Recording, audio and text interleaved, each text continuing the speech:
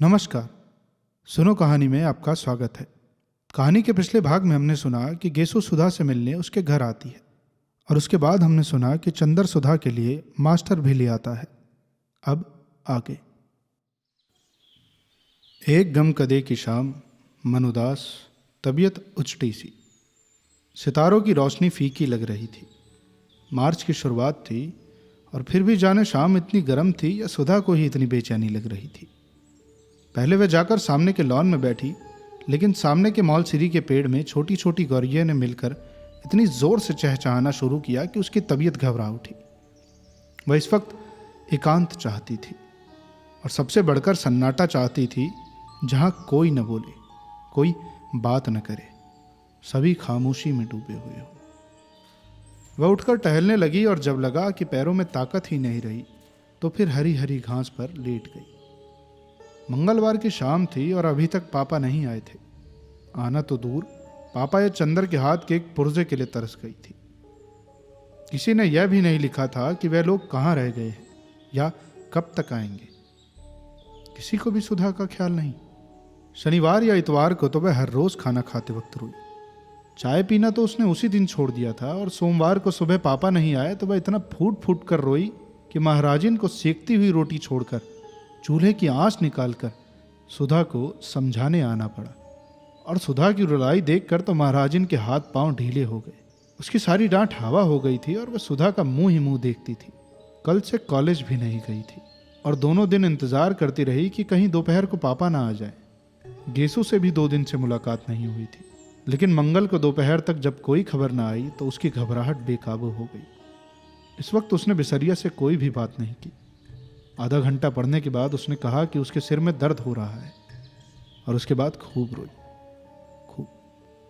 उसके बाद उठी, चाय पी, मुंह हाथ धोया और सामने के लॉन में टहलने लगी और फिर हरे हरे घास पर लेट गई।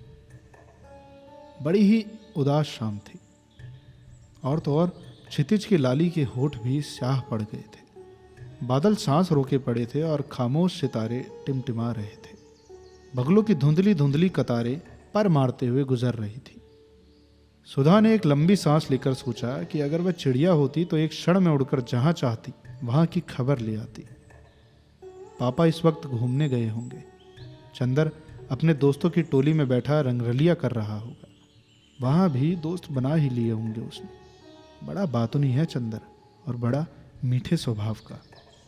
आज तक किसी से सुधा ने उसकी बुराई नहीं सुनी। सभी उसको प्यार करते थे, यहाँ तक कि महाराजिन, जो सुधा को हमेशा डांटती रहती थी, चंदर का हमेशा पक्ष लेती थी। और सुधा हरेक से पूछ लेती थी कि चंदर के बारे में उसकी क्या राय है, लेकिन सब लोग जितनी चंदर की तारीफ करते वह उतना अच्छा उसे नहीं समझती थी। आदमी की परख तब होती है जब दिन रात बरते। चंदर उसका ऊन कभी नहीं ला कर देता था। बादामी रंग का रेशम मंगाओ तो केसरिया रंग का ला देता था। इतने नक्शे बनाता रहता था और सुधा ने हमेशा उससे कहा कि मेज पोश की कोई डिज़ाइन बना दो, तो उसने कभी नहीं बनाई। एक बार सुधा ने बहुत अच्छी वायल कानपुर से मंगवाई और चंदर ने कहा, लाओ ये बहुत अच्छी है, इस पर हम किनारे का डिज़ाइन बना देंगे। और उसके बाद उसने उसमें तमाम पान जैसा जाने क्या बना दिया। और जब सुधा ने पूछा ये क्या है, तो बोला लंका का नक्शा है। जब सुधा बिगड़ी तो बोला लड़कियों के हृदय में रावण से मेघनाद तक करोड़ों राक्षसों का वास होता है, इसलिए उनकी पोशाक में लंका का नक्शा ज्यादा सुशोभित होता है। मारे गुस्से के सुधा ने वह धोती अपनी मालिन को दे डाली। यह सब बातें तो किसी को मालूम नहीं। उनके सामने तो जरा सा कपूर साहब हंस दिए, 4 मजाक की बातें कर ली, छोटे मोटे उनके काम कर दिए, मीठी बातें कर ली और सब समझे कपूर साहब तो बिल्कुल गुलाब के फूल हैं। लेकिन कपूर साहब एक तेज तीखे कांटे हैं जो दिन रात सुधा के मन में चुभते रहते हैं। यह तो दुनिया को नहीं मालूम। दुनिया क्या जाने कि सुधा कितनी परेशान रहती है चंदर की आदतों से। अगर दुनिया को मालूम हो जाए तो कोई चंदर की जरा भी तारीफ न करे, सब सुधा को ही ज़्यादा अच्छा कहे। लेकिन सुधा कभी किसी से कुछ कहती नहीं, मगर आज उसका मन हो रहा था कि किसी से चंदर की जी भर के बुराई कर ले तो उसका मन बहुत हल्का हो जाए। चलो बिटिया रानी, तई खाए ले फिर भीतर लेटो, अबहिन बाहर लेटे का बखत नहीं आवा। सहसा महाराजिन ने आकर सुधा की स्वप्न श्रृंखला तोड़ते हुए कहा, अब हम नहीं खाएंगे, भूख नहीं। सुधा ने अपने सुनहले सपनों में से ही डूबे हुए बेहोश आवाज में जवाब दिया, खाए लो बिटिया, खाए पिए छोड़े से कसस काम चली, आओ उठो। महाराजिन ने बड़े दुलार से कहा। सुधा पीछा छूटने की कोई आशा न देखकर उठी और खाने चल दी। कौर उठाते ही उसकी आंख में आंसू छलक आए, लेकिन उसने अपने आप को रोक लिया। उसे दूसरों के सामने अपने को बहुत शांत रखना आता था। दो कौर खाने के बाद वह महाराजिन से बोली, आज कोई चिट्ठी तो नहीं आई? नहीं बिटिया, आज तो दिन भर घरे में रहो। महाराजिन ने पराठे उलटते हुए जवाब दिया, काहे बिटिया, बाबूजी कुछो ना ही लिखिन तो छोटे बाबू तो लिख देते। अरे महाराजिन, यही तो हमारी जान का रोना है। हम चाहे रो रो कर मर जावे, मगर न पापा को ख्याल न पापा के शिष्य को। और चंदर तो ऐसे खराब हैं कि हम क्या करें।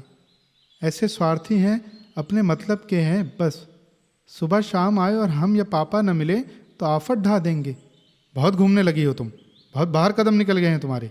और सच पूछो तो चंदर की वजह से हमने सब जगह आना जाना बंद कर दिया। और खुद है कि आज लखनऊ, कल कलकत्ता, और एक चिट्ठी भेजने तक का वक्त नहीं मिलता। अभी हम ऐसा करते तो हमारी जान नोच खाते। और पापा को देखो, उनके दुलारे उनके साथ हैं तो बस, और किसी की फिक्र ही नहीं। अब तुम महाराजिन, चंदर को तो कभी कुछ चाय वाय बना के मत देना। काहे बिटिया, काहे कोसत हो? कैसा चांद से तो हैं छोटे बाबू, और कैसा हंस के बात करत हैं। माई का जाने कैसा हियाब पड़ा कि उन्हें अलग कह दी है। बेचारा होटल में जाने कैसे रोटी खात होए। उन्हें हिया बुलाई ले तो अपने हाथ की खिलाई के 2 महीना में मोटा कह दी। हमें तो से ज़्यादा उसकी ममता लगत है। बीबी जी, बीबी जी, बीबी जी, बाहर एक मेम पूछत है, हिया कौने डॉक्टर रहत हैं? हम कहा नाही, हिया तो बाबूजी रहत हैं। तो कहत है नहीं, यही मकान आए। मालिन ने सहसा आकर बहुत स्वतंत्र स्वरों में कहा, बैठाओ उन्हें, हम आते हैं। सुधा ने कहा और जल्दी जल्दी खाना शुरू किया और जल्दी जल्दी खत्म कर दिया। बाहर जाकर उसने देखा तो नील कांटे के झाड़ से टिकी हुई एक बाईसाइकिल रखी थी और एक ईसाई लड़की लॉन पर टहल रही थी। होगी करीब 24-25 बरस की, लेकिन बहुत अच्छी लग रही थी। कहिए, आप किसे पूछ रही हैं? सुधा ने अंग्रेजी में पूछा। मैं डॉक्टर शुक्ला से मिलने आई हूं, उसने शुद्ध हिंदुस्तानी में कहा। वे तो बाहर गए हैं और कब आएंगे कुछ पता नहीं। कोई खास काम है आपको? सुधा ने पूछा। नहीं, यूं ही मिलने आ गई। आप उनकी लड़की हैं? उसने साइकिल उठाते हुए कहा। जी हाँ, लेकिन अपना नाम तो बताती जाइए। मेरा नाम कोई महत्वपूर्ण नहीं, मैं उनसे मिल लूंगी। और हाँ, आप उसे जानती हैं, मिस्टर कपूर को? आहा, आप पम्मी हैं, मिस डिक्रूज। सुधा को एकदम ख्याल आ गया। आइए आइए, हम आपको ऐसे नहीं जान देंगे। चलिए बैठिए। सुधा ने बड़ी बेतकल्लुफी से उसकी साइकिल पकड़ ली। अच्छा अच्छा, चलो, कहकर पम्मी जाकर ड्राइंग रूम में बैठ गई। मिस्टर कपूर रहते कहाँ हैं? पम्मी ने बैठने से पहले पूछा। रहते तो वे चौक में हैं, लेकिन आजकल तो वे भी पापा के साथ बाहर गए हैं। वे तो आपकी एक दिन बहुत तारीफ कर रहे थे, बहुत तारीफ। इतनी तारीफ किसी लड़की की करते तो हमने सुना नहीं। सचमुच? पम्मी का चेहरा लाल हो गया। वे बहुत अच्छे हैं, बहुत अच्छे। थोड़ी देर पम्मी चुप रही, फिर बोली। क्या बताया था उन्होंने हमारे बारे में? वो तमाम बातें। एक दिन शाम को तो हम लोग आप ही के बारे में बात करते रहे, आपके भाई के बारे में बताते रहे। फिर आपके काम के बारे में बताया कि आप कितनी तेज टाइप करती हैं। फिर आपकी रुचियों के बारे में बताया कि आपको साहित्य से बहुत शौक नहीं है और आप शादी से बेहद नफरत करती हैं। और आप ज़्यादा मिलती जुलती नहीं, न बाहर आती जाती हैं। और मिस डिक्रूज, न आप पम्मी कहिए मुझे। हाँ तो मिस पम्मी, शायद इसलिए आप उसे इतनी अच्छी लगी कि आप कहीं आती जाती नहीं। वह लड़कियों का आना जाना और आज़ादी बहुत नापसंद करता है। सुधा बोली। नहीं, वह ठीक सोचता है। पम्मी बोली। मैं शादी और तलाक के बाद इसी नतीजे पर पहुंची हूं कि 14 बरस से 34 बरस तक की लड़कियों को बहुत शासन में रखना चाहिए। पम्मी ने गंभीरता से कहा। एक ईसाई मेम के मुंह से यह बात सुनकर सुधा दंग रह गई। क्यों? उसने पूछा। इसलिए कि इस उम्र में लड़कियां बहुत नादान होती हैं। और जो कोई भी चार मीठी बातें करता है तो लड़कियां समझती हैं कि इससे ज़्यादा प्यार उन्हें कोई नहीं करता। और इस उम्र में जो कोई भी ऐरा गहरा उनके संसर्ग में आ जाता है उसे वह प्यार का देवता समझने लगती हैं। और नतीजा यह होता है कि वह ऐसे जाल में फंस जाती हैं कि जिंदगी भर उससे छुटकारा नहीं मिलता। मेरा तो यह विचार है कि या तो लड़कियां 34 बरस के बाद शादियां करें जब वे अच्छा बुरा समझने के लायक हो जाएं, नहीं तो मुझे तो हिंदुओं का कायदा सबसे ज़्यादा पसंद आता है कि 14 बरस के पहले ही लड़की की शादी कर दी जाए और उसके बाद उसका संसर्ग उसी आदमी से रहे जिससे उसे ज़िंदगी भर निबाह करना है, और अपने विकास क्रम से दोनों ही एक दूसरे को समझते चलें। लेकिन ये तो सबसे भद्दा तरीका है कि 14 और 34 बरस के बीच में लड़की की शादी हो या उसे आज़ादी दी जाए। मैंने तो स्वयं अपने ऊपर बंधन बांध लिए थे। तुम्हारी तो शादी अभी नहीं हुई? नहीं। बहुत ठीक, तुम 34 बरस के पहले शादी मत करना। अच्छा हाँ, और क्या बताया चंद्र ने मेरे बारे में?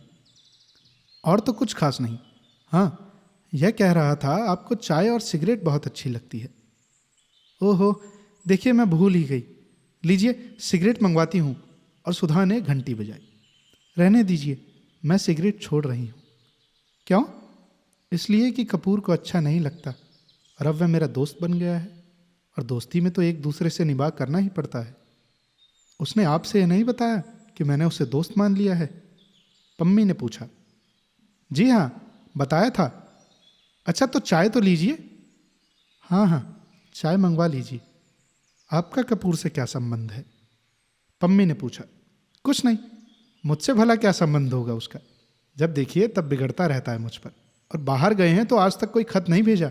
ये कहीं संबंध है? नहीं, मेरा मतलब आप उनसे घनिष्ठ हैं। हाँ, कभी वह छिपाते तो नहीं मुझसे कुछ। क्यों? तब तो ठीक है, सच्चे दिल के आदमी मालूम पड़ते हैं। आप तो ये बता सकती हैं कि उन्हें क्या क्या चीज़ें पसंद है? हाँ, उन्हें कविता पसंद है। बस कविता के बारे में बात न कीजिए, कविता सुना दीजिए उन्हें या कविता की किताब दे दीजिए। और उनको सुबह घूमना पसंद है, रात को गंगा जी का सैर करना पसंद है, सिनेमा तो बेहद पसंद है। और क्या? हाँ, चाय की पत्ती का हलवा पसंद है। ये क्या होता है? मेरा मतलब बिना दूध की चाय उन्हें पसंद है।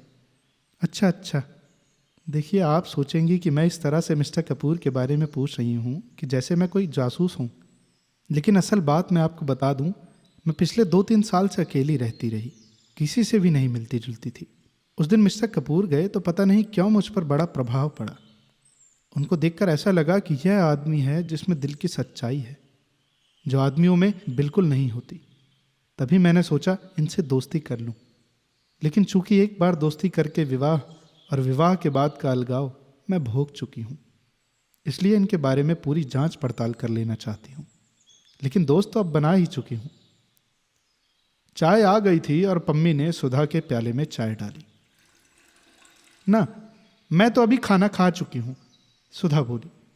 पम्मी ने 2-3 चुस्कियों के बाद कहा, आपके बारे में चंदर ने मुझसे कहा था। कहा होगा, सुधा मुंह बिगड़ाकर बोली।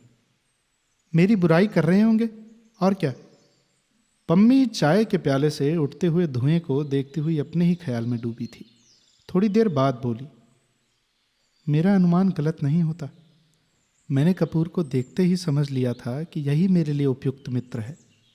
मैंने कविता पढ़नी बहुत दिनों से छोड़ दी, लेकिन किसी कवित्री ने, शायद मिसेस ब्राउनिंग ने कहीं लिखा था कि वह मेरी जिंदगी में रोशनी बनकर आया। उसे देखते ही मैं समझ गई कि यह वह आदमी है जिसके हाथ में मेरे दिल के सभी राज सुरक्षित रहेंगे।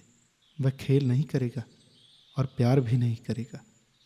जिंदगी में आकर भी जिंदगी से दूर और सपनों में बंद कर भी सपनों से अलग। यह बात कपूर पर बहुत लागू होती है। माफ़ करना मिस सुधा, मैं आपसे इसलिए कह रही हूँ कि आप उनके घनिष्ठ हैं और आप उनसे बतला देंगी कि मेरा क्या ख्याल है उनके बारे में। अच्छा, अब मैं चलूँ? बैठिए ना, सुधा बोली। नहीं, मेरा भाई अकेला खाने के लिए इंतज़ार कर रहा होगा। उठते हुए पम्मी ने कहा, आप बहुत अच्छी हैं। इस वक्त आप आई तो मैं थोड़ी सी चिंता भूल गई, वरना मैं 3 दिन से उदास थी। बैठिए, कुछ और चंदर के बारे में बताइए ना। अब नहीं, वह अपने ढंग का अकेला आदमी है, बस यही मैं कह सकती हूँ। ओह, तुम्हारी आंखें तो बड़ी सुंदर हैं, देखूं? और छोटे बच्चे की तरह उसके मुंह को हथेलियों से ऊपर उठाकर पम्मी ने कहा, बहुत सुंदर आंखें हैं। माफ़ करना, मैं कपूर से भी इतनी ही बेतकल्लुफ़ हूँ। सुधा झेंप गई। उसने आंखें नीची कर ली। पम्मी ने अपनी साइकिल उठाते हुए कहा, कपूर के साथ आप आइएगा। और आपने कहा था कपूर को कविता पसंद है? जी हाँ, गुड नाइट। जब पम्मी बंगले पर पहुंची तो उसकी साइकिल के कैरियर में अंग्रेजी कविता के 5-6 ग्रंथ बंधे थे। 8 बज चुके थे। सुधा जाकर अपने बिस्तर पर लेटकर पढ़ने लगी। अंग्रेजी कविता पढ़ रही थी। अंग्रेजी लड़कियां कितनी आज़ाद और स्वच्छंद होती होंगी। जब पम्मी, जो ईसाई है, इतनी आज़ाद है, उसने सोचा, और पम्मी कितनी अच्छी है। उसकी बेतकल्लुफ़ी में भूलापन तो नहीं है, पर सरलता बेहद है। बड़ा साफ दिल है, कुछ छिपाना नहीं जानती। और सुधा से सिर्फ 5-6 साल बड़ी है, लेकिन सुधा उसके सामने बच्ची लगती है। कितना जानती है पम्मी, और कितनी अच्छी समझ है उसकी। और चंदर की तारीफ करते नहीं थकती। चंदर के लिए उसने सिगरेट छोड़ दी। चंदर उसका दोस्त है। इतनी पढ़ी लिखी लड़की के लिए रोशनी का देवदूत है। सचमुच चंदर पर सुधा को गर्व है, और उसी चंदर से वह लड़ झगड़ लेती है। इतनी मान मनुहार कर लेती है, और चंदर सब बर्दाश्त कर लेता है। वरना चंदर के इतने बड़े बड़े दोस्त हैं, और चंदर की इतनी इज्जत है। अगर चंदर चाहे तो सुधा की रत्ती भर परवाह न करे, लेकिन चंदर सुधा की भली बुरी हर बात बर्दाश्त कर लेता है। और वह कितना परेशान करती रहती है चंदर को। कभी अगर सचमुच चंदर बहुत नाराज हो गया और सचमुच हमेशा के लिए बोलना छोड़ दे, तब क्या होगा? या चंदर यहाँ से कहीं चला जाए, तब क्या होगा? खैर, चंदर जाएगा तो नहीं इलाहाबाद छोड़कर, लेकिन अगर वह खुद कहीं चली गई, तब क्या होगा? वह कहाँ जाएगी? अरे, पापा को मनाना तो बाएं हाथ का खेल है, और ऐसा प्यार वह करेगी नहीं कि शादी करनी पड़े। लेकिन यह सब तो ठीक है, पर चंदर ने चिट्ठियां क्यों नहीं भेजी? क्या नाराज होकर गया है? जाते वक्त सुधा ने परेशान तो बहुत किया था। हॉल डॉल की पेटी का बक्सुआ खोल दिया था, और उठाते ही चंदर के हाथ से सब कपड़े बिखर गए। चंदर कुछ बोला नहीं, लेकिन जाते समय उसने सुधा को डांटा भी नहीं, वरना यही समझाया कि घर का ख्याल रखना, अकेले घूमना मत, महाराजिन से लड़ना मत, पढ़ती रहना। इससे सुधा समझ तो गई थी कि वह नाराज है, लेकिन कुछ कहा नहीं। लेकिन चंदर को खत तो भेजना चाहिए था, चाहे गुस्से का ही, लेकिन खत तो भेजा होता। बिना खत के मन उसका कितना घबरा रहा है। और क्या चंदर को मालूम नहीं होगा? ये कैसे हो सकता है? जब इतनी दूर बैठे हुए सुधा को मालूम हो गया है कि चंदर नाखुश है, तो क्या चंदर को नहीं मालूम होगा कि सुधा का मन उदास हो गया है? जरूर मालूम होगा। सोचते सोचते उसे जाने कब नींद आ गई, और नींद में उसे पापा या चंदर की चिट्ठी मिली या नहीं, यह तो नहीं मालूम। लेकिन इतना जरूर है कि जैसे यह सारी सृष्टि एक बिंदु से बनी है और एक बिंदु में समा गई, उसी तरह सुधा की यह भादों की घटाओं जैसी फैली हुई बेचैनी और गीली उदासी एक चंदर के ध्यान से उठी और उसी में समा गई। अब आगे की कहानी सुनने के लिए बने रहिए हमारे चैनल सुनो कहानी के साथ, और कमेंट कीजिए उन किताबों के नाम जो आप सुनना चाहते हैं। मिलते हैं आपसे अगले भाग में।